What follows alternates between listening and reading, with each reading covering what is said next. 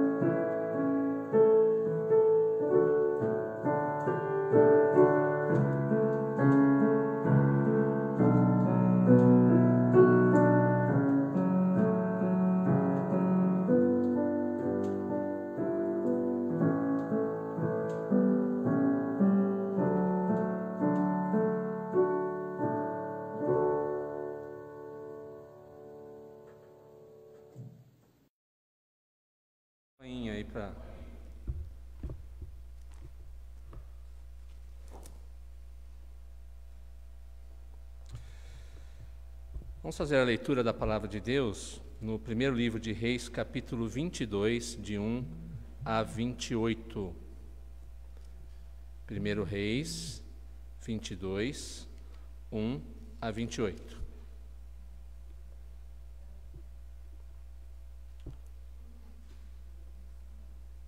Primeiro livro dos Reis, capítulo 22, de 1 a 28.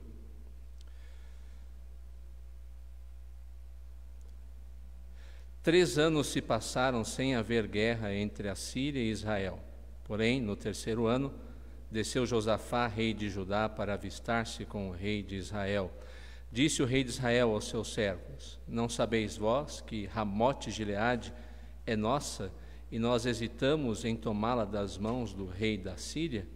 Então perguntou a Josafá: Irás tu comigo a peleja a Ramote Gileade? Respondeu Josafá ao rei de Israel: Serei como tu és, o meu povo como o teu povo, os meus cavalos como os teus cavalos. Disse mais Josafá ao rei de Israel: Consulta primeiro a palavra do Senhor. Então o rei de Israel ajuntou os profetas, cerca de 400 homens, e lhes disse: Irei a peleja contra Ramote Gileade ou deixarei de ir? Eles disseram: Sobe, porque o Senhor a entregará nas mãos do rei. Disse, porém, Josafá: Não há aqui ainda algum profeta do Senhor para o consultarmos? Respondeu o rei de Israel a Josafá: Há um ainda, pelo qual se pode consultar o Senhor, porém eu o aborreço, porque nunca profetiza de mim o que é bom, mas somente o que é mau. Este é Micaías, filho de Imlá. Disse Josafá: Não fale o rei assim. Então o rei de Israel chamou um oficial e disse: Traze-me depressa Micaías, filho de Imlá.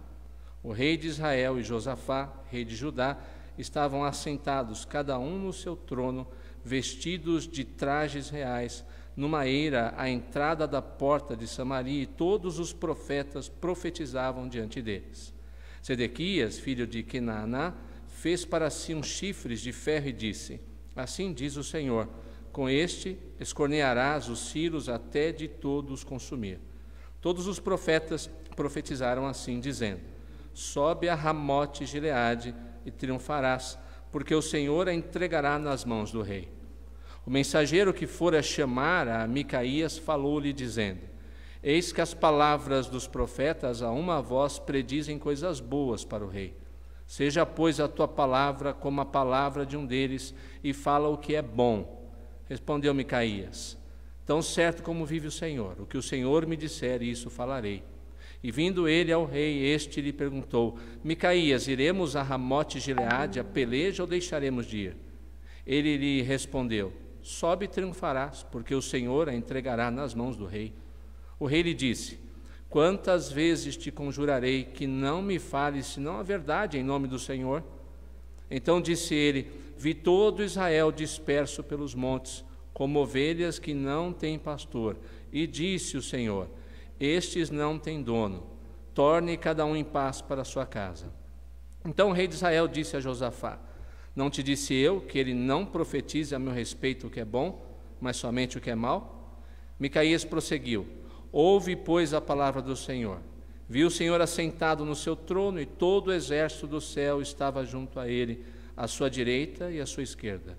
Perguntou o Senhor: Quem enganará Acabe para que suba e caia em Ramote Gileade? Um dizia desta maneira e outro de outra. Então saiu um espírito e se apresentou diante do Senhor e disse: Eu enganarei. Perguntou-lhe o Senhor: Com quê?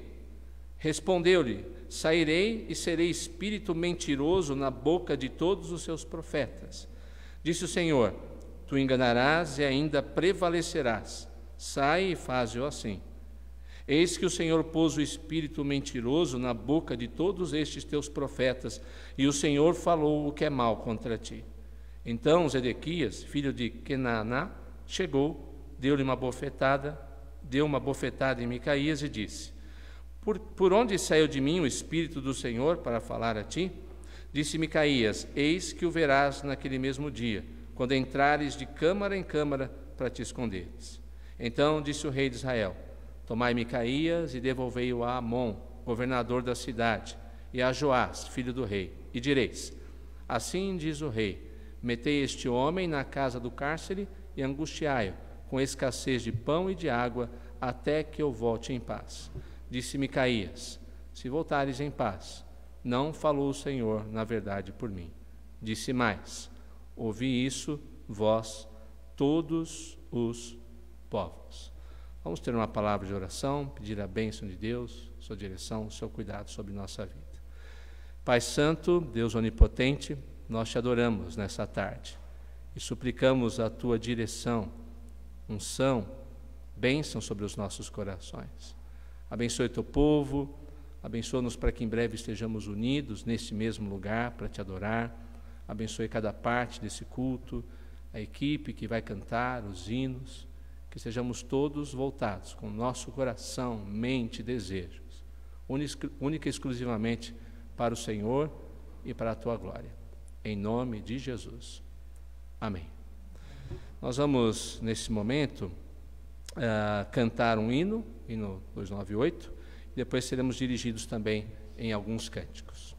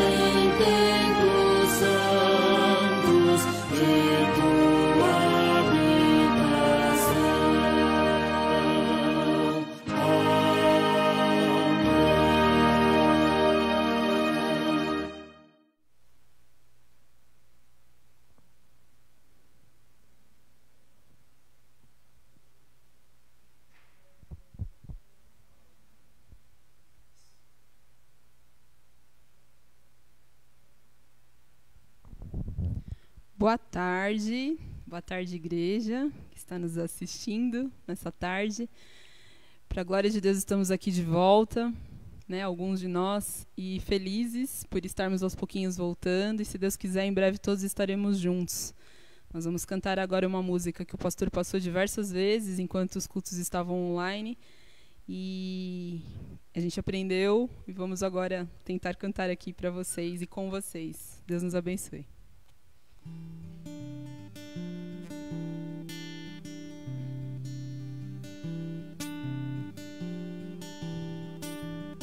Por amor vieste aqui pra morrer na cruz por mim, por minha culpa se entregar, mas com poder ressuscitar. Em meu viver, em meio à paz ou ao sofrer, teu amor me libertou.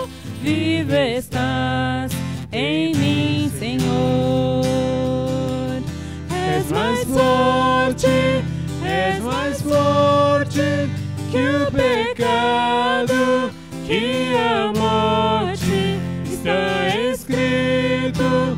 Cristo é vivo, tu Jesus és o Senhor. Sem princípio e sem fim, esperança eterna em mim, pra trazer ao mundo a luz. Pagaste o preço lá na cruz. És mais forte que o pecado, que a morte está escrito. Cristo é vivo, tu Jesus és o Senhor. És mais forte que o pecado, que a morte está escrito. Cristo é vivo, tu Jesus és o Senhor.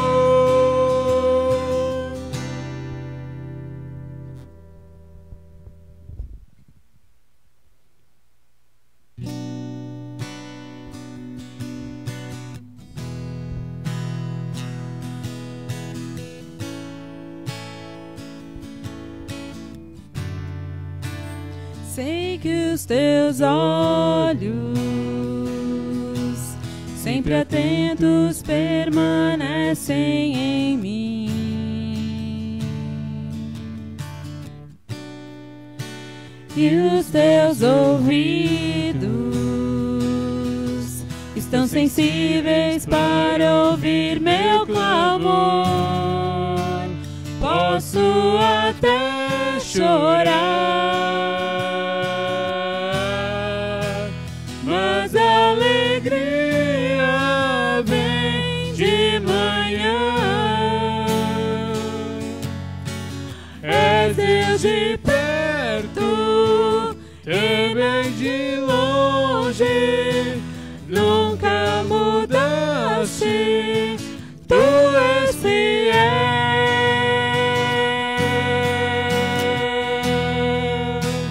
Deus de aliança, Deus de promessas, Deus que não é homem pra mentir.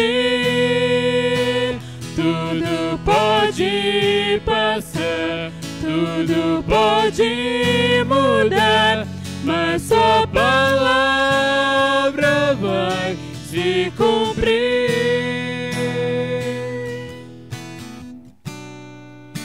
Sei que os teus olhos, sempre atentos, permanecem em mim,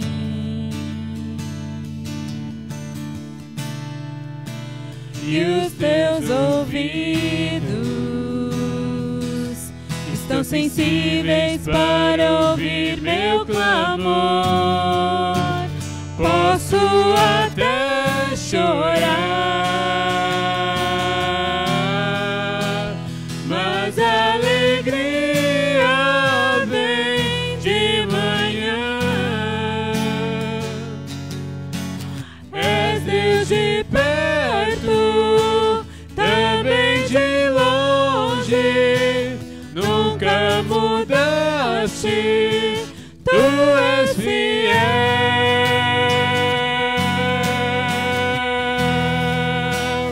Deus de aliança, Deus de promessas, Deus que não é homem pra mentir. Tudo pode passar, tudo pode mudar, mas tua palavra vai se cumprir. Posso enfrentar o que for, eu sei quem luta por mim. Seus planos não podem ser frustrados. Minha esperança está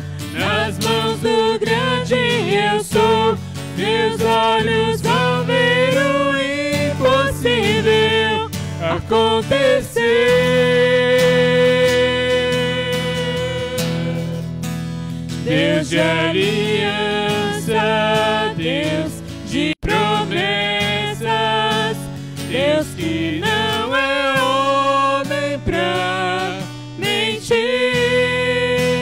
Tudo pode passar, tudo pode mudar, mas tua palavra vai se cumprir.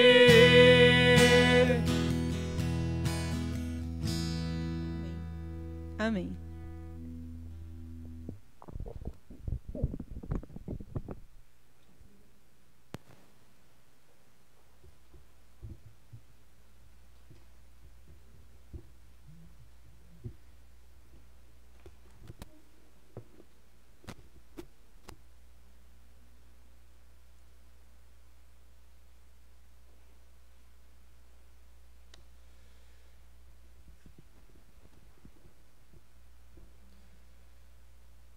Por favor, abra sua Bíblia no livro de Êxodo, no capítulo 5.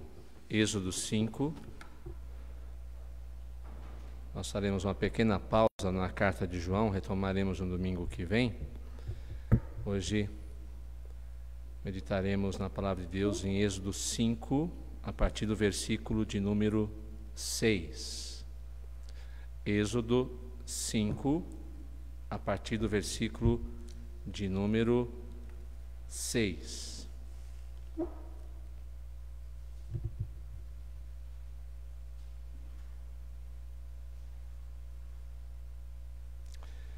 Êxodo capítulo 5, versículo 6.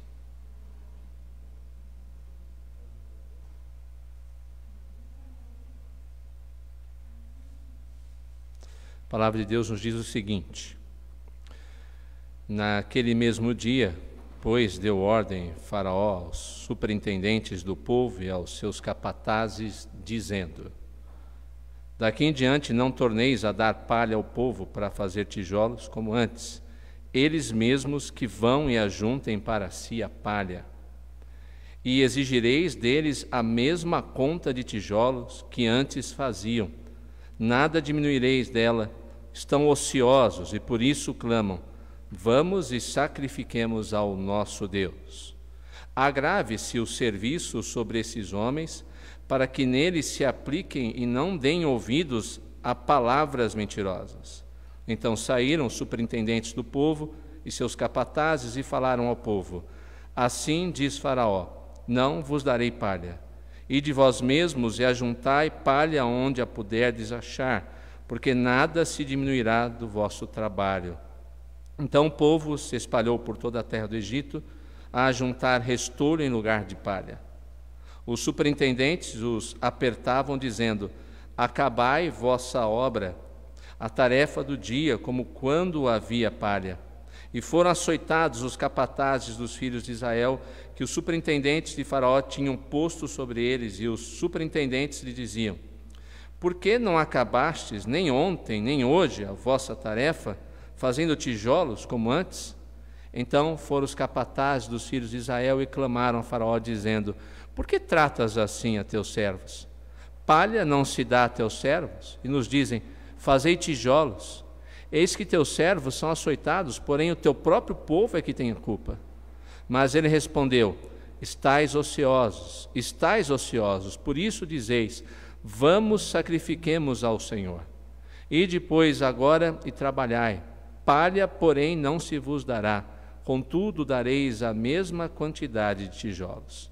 Então os capatazes dos filhos de Israel se viram em aperto, porquanto se lhes dizia: nada diminuireis dos vossos tijolos, da vossa tarefa diária. Feche seus olhos, vamos orar. Bendito Deus, nós louvamos o seu nome por sua palavra, por saber que ela é a verdade, por saber que ela é inerrante, infalível e imutável, por saber que o mundo e seus conceitos podem mudar, mas o Senhor permanece o mesmo, e a sua palavra revelada também permanece a mesma. O nosso coração endurecido insiste em querer criar suas próprias leis e seguir os seus próprios caminhos. Mas o Senhor se revelou um dia, e principalmente por meio de Cristo, revelou a sua vontade santa, para que pudéssemos agradar ao Senhor, para que pudéssemos conhecer a vida eterna e para que pudéssemos ser mudados pelo Teu Santo Espírito ao aplicar essa palavra a nós. Fala ao nosso coração, Senhor. Nós precisamos de Ti, em nome de Jesus. Amém. Você deve conhecer a história do bode na sala.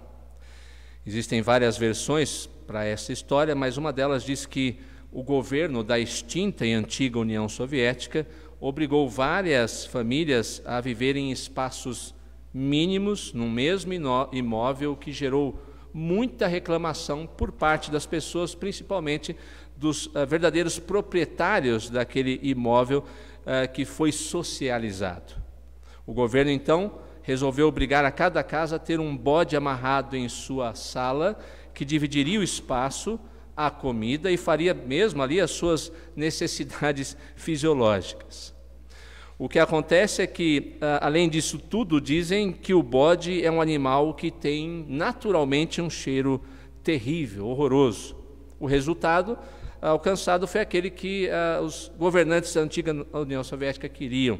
As pessoas começaram a reclamar sobre o bode, sobre o cheiro terrível naquele pequeno espaço, e depois de muita discussão, o governo bondosamente os atendeu, tirando o bode, mas deixando a situação como estava anteriormente, e as reclamações, segundo a história, pararam automaticamente, e as pessoas começaram a agradecer pela bondade do governo que havia atendido às reivindicações do povo.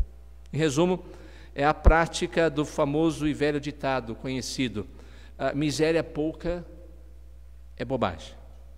Eu conto essa história porque o texto de hoje nos fala sobre algo muito semelhante. Israel, que já era escravo, que já estava acostumado a isso, ao ponto do povo se dirigir a Faraó dizendo: nós somos seus servos. Eles se acostumaram com aquela postura, clamando por libertação do jugo terrível egípcio que era imposto sobre eles.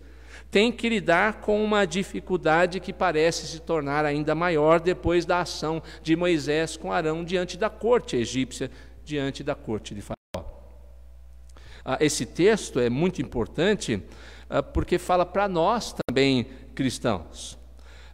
Nós estamos diante de determinados ensinos, de determinada época com as quais nós temos que nos deparar e temos que enfrentar. Essa semana mesmo, uma moça cristã postou no seu canal do YouTube que homossexualismo ou homoafetividade, como você preferir, seria pecado. Ele leu o texto de Romanos para confirmar aquilo que estava dizendo. As autoridades na sua região, no estado do Nordeste, imediatamente pegaram o vídeo e fizeram, a Procuradoria, o Ministério Público ali naquele estado, foram atrás dela para que ela possa ser processada por crime de ódio.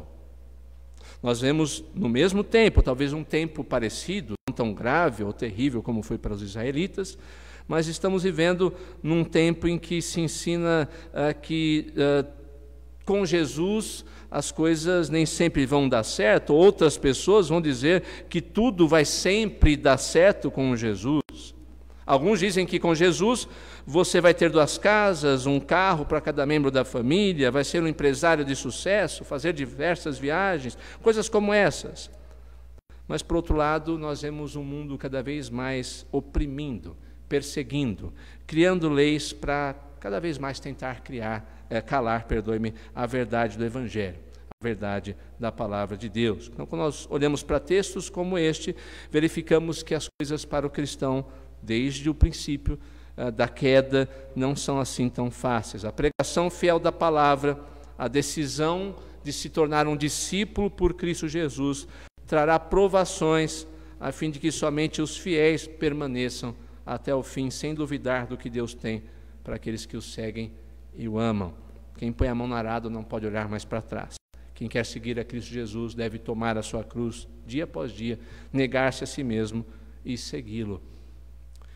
O texto mostra, portanto, a reação de alguém que ouviu a palavra de Deus e que está com o coração endurecido. Aliás, o episódio do encontro de Moisés com Arão é um episódio no qual nós vemos a dureza do coração de Faraó se manifestar de diversas maneiras, mas o tempo todo. O seu coração é endurecido para com aquilo que a palavra do Senhor, por meio de Moisés e Arão, traz para ele como realidade. E mais uma vez isso acontece aqui. Ao invés de amolecer seu coração, ao invés de atender o pedido que o próprio Deus está fazendo a ele, ele prefere tratar o povo de uma maneira mais terrível. O texto mostra, portanto, a reação não de pessoas que creem, mas de incrédulos, pessoas indiferentes a Deus, a sua palavra, quando ouvem a palavra de Deus. Qual é, portanto, a reação do mundo frente à palavra do Senhor, frente à palavra de Deus? E a primeira lição é que a reação do mundo frente à palavra de Deus é uma reação urgente. O texto diz que naquele mesmo dia, pois, deu ordem Faraó. Faraó não deixou para o dia seguinte, não pensou durante 15 dias, não estabeleceu uma lei que valeria depois de 2 meses ou 1 ano. No mesmo dia, ele tomou uma posição em relação àquilo que ele ouviu. No texto original, nós nos deparamos com Faraó dando uma ordem que poderia ser traduzida mais ou menos da seguinte maneira: atendam com urgência aquilo que eu estou mandando fazer. Eu não posso e não quero esperar uma fração de segundo sequer. Ele diz: ide agora. São expressões interessantes. Naquele mesmo dia, e a sua ordem é dada com a frase: ide agora.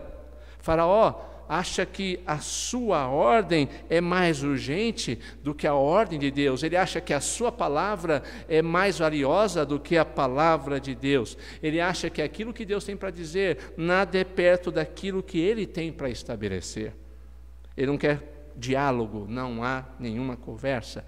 Ele é intolerante para com a tolerância do nosso Deus.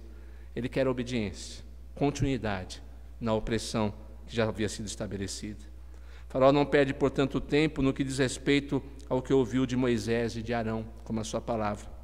Ele chegou às suas próprias conclusões, à sua própria certeza, ainda que ele estivesse profundamente enganado, de que alguma coisa tinha que ser feita, de que alguma coisa tinha que ser imediatamente feita. Por isso ele toma as resoluções quanto ao povo de Israel, achando que aquilo seria melhor do que Deus havia estabelecido. Portanto, o que nós temos que entender é que quando Deus se revela, o mal prontamente vai lutar para tentar abafar a sua voz, a liberdade que ele traz ao que está preso e escravo do pecado, do mal, deste mundo com seus valores decaídos, corrompidos e que no final destroem o homem e destrói a sociedade. Portanto, quando lemos esse texto e olhamos para outros textos da Bíblia, nós estamos diante não de uma luta humana, mas temos que entender que estamos diante de uma luta, uma batalha espiritual, onde Satanás, ainda como se estivesse ou fosse uma serpente com a sua cabeça esmagada, se debatendo, lutando para tentar sobreviver, para tentar se sobressair, tenta por sua vez destruir os filhos do reino, usando todo o mal, toda a impiedade, todos os artifícios que lhe estão ao alcance, para destruir o povo de Deus, para que o povo de Deus não creia nas promessas de Deus, na sua palavra, que é a verdade. Foi assim que aconteceu exatamente com o Senhor Jesus Cristo em seu ministério. Herodes tentou tirar a sua vida na sua infância. Herodes teve tanta pressa, mas tanta pressa, que não pensou antes de ordenar a matança de inocentes, crianças inocentes.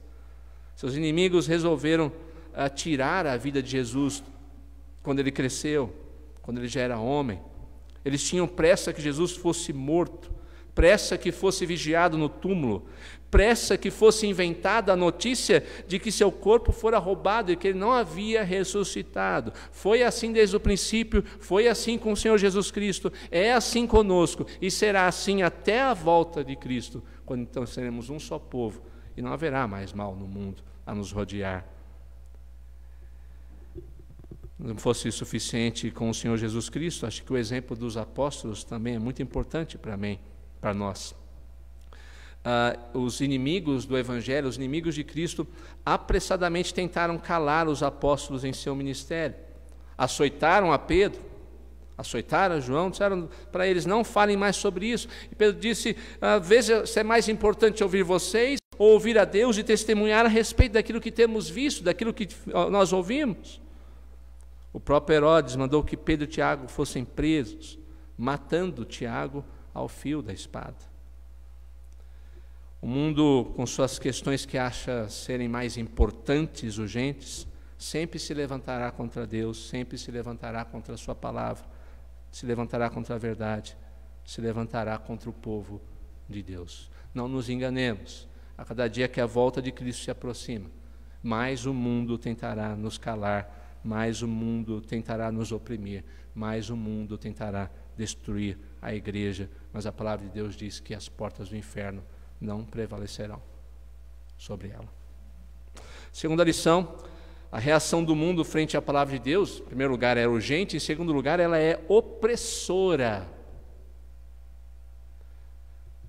Faraó mandou dizer ao povo: não torneis a dar palha ao povo para fazer tijolos. E pior, disse: e exigireis deles a mesma conta de tijolos. Estão ociosos, disse.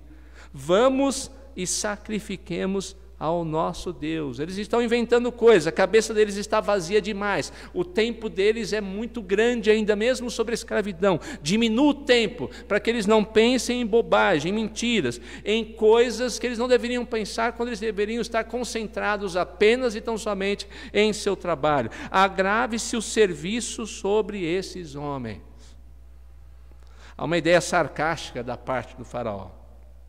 Eles não somente deveriam colher a própria palha para alimentar a sua escravidão, mas deveriam, o texto diz, fazer isso com grande esforço, sem preguiça, moleza nenhuma, descruzando os braços. Aquilo é uma maldade profunda, uma profunda ironia, um sarcasmo terrível para a vida daquele povo que já era oprimido.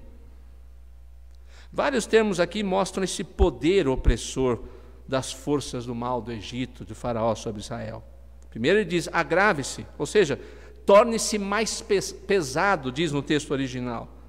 Depois diz serviço, mas na verdade não é serviço, é um trabalho escravo, eles não têm opções se vão fazer ou não. Se apliquem, o texto original nesse termo, nessa palavra é: sejam pressionados, oprimidos profundamente, a partir de hoje, mais ainda do que eram, para fazer aquilo que eu ordeno. Mesmo diante do grande clamor, da identificação da responsabilidade, semelhantemente ao que aconteceu naqueles dias, o mundo deixa claro que a servidão não apenas continuará, como continuará da maneira ainda mais dura e como o mundo deseja, estabelecendo as suas ordens, os seus preceitos, os seus conceitos. A estratégia do mundo é tentar minar a confiança do povo na palavra, no cuidado de Deus, espalhar o povo de Deus, a fim de que não continuem no objetivo para o qual o Senhor os chamou, para servirem ao Senhor, para serem libertos deles mesmos e dos valores deste mundo que oprime, que destrói, que mata. No final, então, nós vemos o povo dirigir-se a um homem ímpio como se este fosse escutá-lo. É interessante o texto apresentar esse diálogo. O povo não vai a Moisés, o povo não vai a Arão, o povo não vai a Deus. Muitos anos já haviam passado, talvez eles não confiassem mais que Deus ainda continuaria a falar para eles, ou se de fato Moisés e Arão estavam falando no nome de Deus. Eles procuram Faraó. Por quê? Porque eles acham, na prática, que Faraó é muito mais poderoso do que Deus. Eles clamaram. É a mesma palavra que foi usada para o Deus que ouviu e decidiu libertar. Se nós olharmos as páginas anteriores, o contexto, o povo clamou, e o texto em Êxodo diz que Deus ouviu o grande clamor do povo. Mas agora eles clamam a Faraó. Faraó não está disposto a atender clamor. Pelo contrário, continua a oprimir ainda mais e cada vez mais o povo. Há um duro contraste aqui entre Deus e o Faraó, entre as duas figuras. Deus ouve e atende, porque Ele é o Deus verdadeiro. Faraó, por sua vez, sendo um simples homem, mas que acha que tem todo o poder, ouve o clamor e não apenas não atende, como continua a oprimir os que a ele se dirigem, clamando por misericórdia. Quando o homem vê em si mesmo a fonte de poder, objeto de culto, o único capaz de socorrer a si mesmo, a sociedade, passa a olhar para o seu semelhante como algo não a ser servido, mas algo a ser usado. Passa até mesmo a não olhar para o seu semelhante como um ser humano. Algo aconteceu há tempos atrás, quando Nicolás Maduro, terrível ditador da Venezuela, se recusou a deixar que caminhões entrassem com alimentos para atender às necessidades de um país que se encontra na miséria, onde 80% da população passa fome. Enquanto ele se regalava em uma churrascaria na Turquia, pagando a bagatela de $1.000 em sua conta, e nem sentindo vergonha para se esconder durante a filmagem, em seu ato insano, cruel, opressor, desumano. As influências satânicas exercidas por Faraó superaram a bênção da fé e o regozijo da adoração naquele povo. O povo não percebeu que estava em curso a batalha entre a semente de Satanás e a semente da mulher. Essa batalha estava sendo travada nos aspectos da vida diária, porque não é na igreja que essas batalhas acontecem, não é quando a gente tem a oportunidade de se reunir sem coronavírus para adorar ao Senhor, que essas batalhas acontecem. Pode até ser que uma outra vez aconteça, num regime de perseguição, ditadura, quando a igreja é perseguida, mas a grande batalha acontece no dia a dia, em nossos corações, quando saímos da igreja para viver realmente o Evangelho num mundo completamente deturpado. Quando estamos fora da igreja, é que a luta vem e a pressão acontece. Calvino, comentando esse texto, ele nos diz que Deus às vezes aproveita a ocasião para aumentar a pressão de nossos fardos, a fim de que deixemos de olhar para a terra com que estamos tão acostumados, para então olhar para o alto e lembrar-nos de onde vem o socorro do qual precisamos. Ele lembra do Salmo 121:1, que diz: eleva os meus olhos para os montes, de onde me virá o socorro? Temos, portanto, diante de nós o exemplo de que a graça de Cristo deve ser valorizada de tal forma que jamais valorizaremos qualquer coisa que este mundo opressor tenta nos oferecer, ainda que este mundo opressor aumente cada vez mais a sua opressão sobre nós. Décio, imperador de Roma, em 250, promulgou uma lei na qual exigia um sacrifício anual ao imperador e aos deuses romanos em altares públicos, ou seja, onde todo mundo pudesse ver se você estava indo ou não fazer o que ele mandava. E somente aqueles que ofereciam esse certificado somente aqueles que faziam esse sacrifício recebiam um certificado de lealdade ao império, evitando por sua vez perseguições e prisões. Os cristãos, por causa disso, foram profundamente perseguidos, presos, muitos deles mortos, porque resolveram seguir a Cristo, sua palavra, e não ceder à opressão que o mundo colocou sobre eles. Nós hoje, queridos, temos liberdade, não sei por quanto tempo, bênçãos, recebemos o Evangelho em totais condições de seguirmos a Deus sem qualquer tipo de opressão, mas para nossa vergonha, nós muito facilmente esquecemos da bondade de Deus, que um dia nos libertou da escravidão do pecado, do mal. Rapidamente esfriamos na fé e, por vezes, abandonamos o Criador e Salvador do seu povo com muita, extrema facilidade. Pensando nesses dias, sabemos que há muitas dúvidas sobre o que tem acontecido, mas eu acho muito interessante pessoas colocarem todas as dificuldades do mundo para um dia voltar para a igreja, mas estarem num mercado superlotado, comprando de uma oferta, tendo contato com centenas de pessoas e não achando nenhum problema nisso. Eu não estou dizendo que ninguém tem que vir para a igreja, quem está no grupo de risco tem que voltar para a igreja imediatamente, mas nós temos que repensar os nossos valores e ao que nós estamos cedendo neste mundo que nos oprime. Muito cuidado com isso. Portanto, diante da palavra de Deus, o mundo pode reagir com urgência, querendo nos oprimir. O mundo também pode reagir dessa mesma forma que o faraó reagiu naqueles dias, nos colocando profunda opressão em nosso coração, nossa vida, para que soframos. Mas, em terceiro e último lugar, essa reação é deturpadora. O mundo deturpa a palavra de Deus. O mundo deturpa a verdade. Faraó diz que faz tudo isso para que o povo não dê ouvidos a palavras mentirosas. Ou seja, ele diz que as palavras dele são verdade, e ao mesmo tempo que a palavra dita por Deus, por meio de Moisés e Arão, era uma mentira. A tradução melhor para essa frase dele seria: para que não olhe com atenção e interesse a palavras mentirosas. Ele não quer que aquele povo olhe para o que Deus tem para dizer. Ele não quer que aquele povo preste atenção nas palavras de Deus. Ele não quer que aquele povo creia nas promessas de Deus. O grande desejo do faraó era fazer com que o povo esquecesse do Senhor, da voz do Senhor que fala por meio da sua palavra, da sua revelação, que não dessem atenção a ele e passassem a olhar para aquilo que ele achava mais importante, que se julgava soberano, como mentira, e fizesse com que o povo olhasse para ele, Faraó, como o verdadeiro soberano e como aquele que detinha o poder e a verdade. O mundo faz a mesma coisa conosco, e cada vez está fazendo mais. Ele diz que aquelas eram palavras mentirosas. É interessante como os inimigos da fé taxam as palavras do Senhor a fim de que elas sejam desacreditadas. O faraó não reconhece o Deus do pacto. Ele usa ali para Deus, enquanto Moisés e Arão apresentam a Deus como Iavé, o Deus do pacto, o Deus das promessas, o Deus que criou os céus, a terra, o Deus que trouxe redenção, o Deus todo-poderoso, ele usa um termo genérico para se referir a esse Deusinho que está falando com vocês, não é nada perto de mim.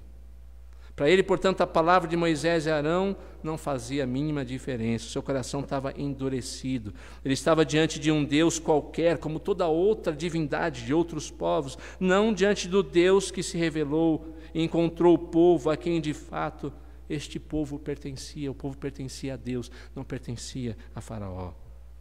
No versículo 11, o povo é mandado a procurar a palha para fazer o trabalho escravo. O verbo ide é a mesma palavra usada por Moisés e Arão quando dizem a Faraó: deixe-nos ir uma jornada. O mundo rapidamente tenta transformar a jornada de adoração a Deus em uma jornada de escravidão e sofrimento para aqueles que desejam segui-lo com fidelidade. Eles querem indicar, apesar do povo de Deus saber qual é o caminho, eles querem indicar um novo caminho, que no final é um caminho pesado, sem alívio, terrível e que leva à morte. O mundo quer que o crente, o Filho de Deus, se esqueça daquilo que é verdadeiro, daquilo que é importante, daquilo porque realmente ele foi chamado. Qual é o nosso chamado? Qual é a nossa identidade quando estamos em Cristo? Satanás sempre trabalhará, como trabalhou naquela época, naquele tempo com o Faraó, até mesmo no coração, como ele faz com os ímpios, também tentará trabalhar no coração dos crentes para que eles sejam instigados pela dúvida, pelo medo, pelo terror, por ser pressionado e, quem sabe, às vezes até mesmo perseguido das mais diversas formas, tentando fazer com que ele abandone a palavra do Senhor e se esqueça e desconfie das promessas de Deus. No início do cristianismo, os cristãos eram chamados pelos romanos de inimigos da raça humana. No ano 250, Roma passou por uma situação de fome e agitação civil que foi atribuída aos cristãos, porque eles abandonaram supostamente os deuses romanos. Nero incendiou Roma e culpou os cristãos pelo seu crime. Assim é a história. Assim é a história em relação a nós, cristãos. Nós não podemos nos iludir. A estratégia de Satanás, como a vemos nos dias atuais, é deturpar a palavra de Deus, lançando dúvidas sobre sua veracidade e transformando o mal em bem e o bem em mal. Não nos assustemos com a reação do mundo em relação à palavra de Deus, mas nós devemos ter firmeza em relação à palavra do Senhor. Ela é a verdade de Deus. Ela é lâmpada para os nossos pés. Ela é luz para os nossos caminhos. Ela demonstra quem Cristo é, o que Ele veio fazer por nós. Ela tem a promessa de Deus para os dias atuais e para o porvir e depois, quando seremos um só povo na presença de Deus por toda a eternidade. Que possamos orar, trabalhar sem medo, saber que esse mundo jaz no maligno e não deseja andar na presença do Senhor, não deseja ouvir a voz de Deus por meio da sua palavra, para que tenhamos coragem e firmeza em todo o tempo. Que Deus nos abençoe. Nós vamos ouvir agora o hino 306.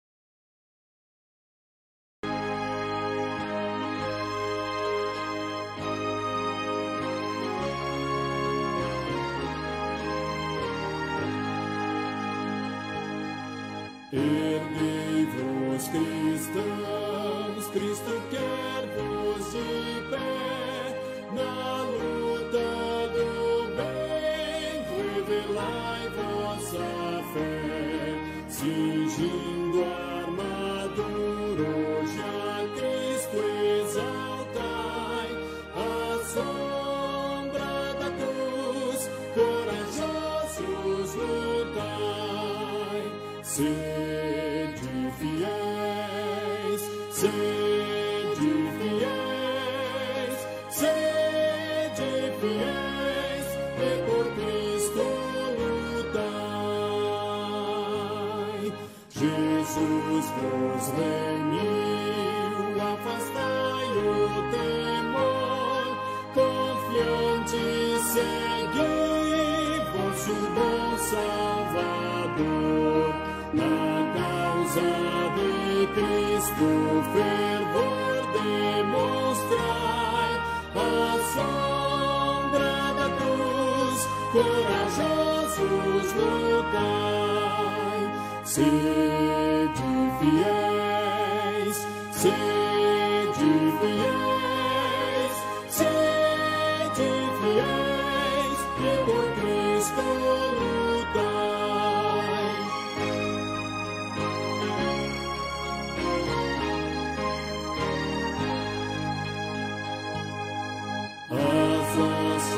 Do mal deveis hoje enfrentar, das suas prisões, pecadores livrar, de Cristo bem alto pendão levantai, à sombra da cruz, corajosos lutai.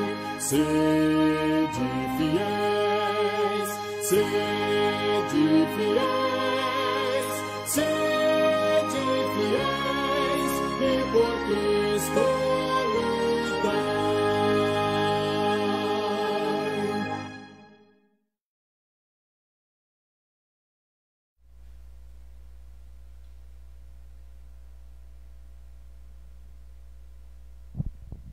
Vamos orar? Pai, que bênção, Senhor, poder ouvir da Tua palavra, poder aprender, Senhor, de Ti, através daquilo que o Senhor teve de história com o Teu povo, ó Pai. E pedimos, ó Deus, que essa palavra faça diferença na nossa vida, ó Deus, que possamos olhar, ó Deus, para este mundo e não termos medo, ó Deus, não termos temor daquilo que é contrário a Ti, ó Deus. Que saibamos, ó Deus, identificar as coisas tão ruins, ó Pai, tão contrárias, que oprimem, ó Deus, ao Teu povo, que oprimem, ó Deus, aqueles que creem em Ti. Que possamos identificar isso, ó Deus, saber identificar e saber, ó Pai, nos posicionar diante dessas coisas, ó Deus, com amor, com misericórdia, ó Deus, mas firmes naquilo que o Senhor tem, ó Pai, para a nossa vida, firmes e confiantes, ó Deus, no sacrifício de Jesus, firmes e confiantes, ó Deus, na verdade que é a Tua palavra, Deus. Não nos permita nos desviar, Senhor, nem para a esquerda nem para a direita, que nós tenhamos os olhos fixos em Ti, Deus. Nos ajuda, Deus, a perceber, Senhor, os falsos mestres, a perceber, ó Pai, aquilo que não condiz, Senhor, com a Tua palavra. Muitas vezes o mundo quer nos confundir, Senhor, quer falar de uma forma que parece boa, que parece correta, mas nós sabemos, ó Pai, que a verdade está em Ti, ó Deus, que a verdade é o Senhor. Nos ajuda, Deus, a identificar essas coisas, nos ajuda, Pai, a caminhar contigo dia a dia, ó Pai, através de práticas devocionais, Senhor, através de contato direto, ó Pai, com a Tua palavra, com o Teu povo, ó Deus, mesmo distantes, nós podemos hoje estar perto uns dos outros, ó Deus, então nos ajuda a caminhar assim, ó Deus, nos ajuda, Deus, a pedir ajuda se isso for difícil, nos ajuda, Deus, a saber, ó Pai, o momento de falar, de buscar ajuda, de buscar socorro, ó Pai, quando o mundo estiver nos engolindo, Senhor, não permita, Senhor, que a gente se desvie, que a gente olhe para o mundo e ache que há alguma coisa boa naquilo, ó Deus. Senhor, há uma guerra sendo travada e nós queremos estar, ó Pai, do lado correto, do lado certo, ó Deus. Não permita que nós nos desviemos, ó Deus. Guarda, Senhor, a vida dos nossos líderes, Senhor. Guarda, Senhor, para que eles permaneçam firmes também, ó Deus, na Tua palavra, para que eles permaneçam, ó Deus, fiéis, ó Deus, à Tua Escritura, para que eles possam nos ensinar, ó Pai, conduzir o Teu povo, Senhor. Guarda a vida desses servos, guarda suas famílias, guarda seus filhos, Deus. Protege, ó Deus. Muito obrigado pela nossa igreja, obrigada por essa transmissão, ó Deus, porque tudo deu certo. Muito obrigada porque o Senhor tem cuidado de nós. Guarda, Senhor, esses que estão aqui. Muito obrigada pela disposição do coração deles de estarem aqui. Guarda todos aqueles que estão nos ouvindo, Deus, que estão acompanhando de casa. Cuida, Senhor, dos corações. Consola, Deus, aqueles que têm se sentido sozinhos, aqueles que têm se sentido com dificuldade de compreender, ó Pai, o momento em que vivemos. Nos ajuda, Deus. Nos livra desse momento. Abrevia esses dias. E nos guarda, em nome de Jesus. Amém.